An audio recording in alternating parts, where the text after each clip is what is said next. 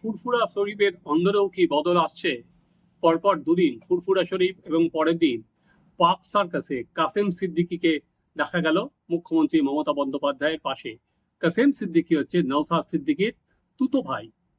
গত বিধানসভা নির্বাচনের মুখে এই কাসেম সিদ্দিকী কিন্তু তৃণমূল কংগ্রেসের বিরুদ্ধে কঠোর সমালোচনা করেছিলেন, এবং যখন নওশাদকে গ্রেপ্তার করা হয়েছিল আপনাদের হয়তো মনে আছে, এই কাসেম সিদ্দিকী কিন্তু লালবাজার পর্যন্ত র্যালি পর্যন্ত করেছিলেন। এবং এবার দেখা গেল কাসেম সিদ্দিকী এবং নিজামুদ্দিনকে মমতা বন্দ্যোপাধ্যায়ের পাশে।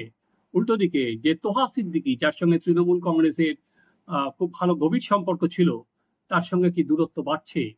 এটা কিন্তু আজকে সেই প্রশ্ন সামনে চলে আসছে। যদিও তোহা সিদ্দিকীর দাবি যে মমতা বন্দ্যোপাধ্যায়ের গাড়িতে তিনিই ছিলেন, তার সঙ্গে কোনো দূরত্ব নেই, কিন্তু কাসেম এবং মমতা বন্দ্যোপাধ্যায়ের পাশাপাশি আসা পরপর দুটো ইফতারে কিন্তু অন্য প্রশ্ন উঠছে।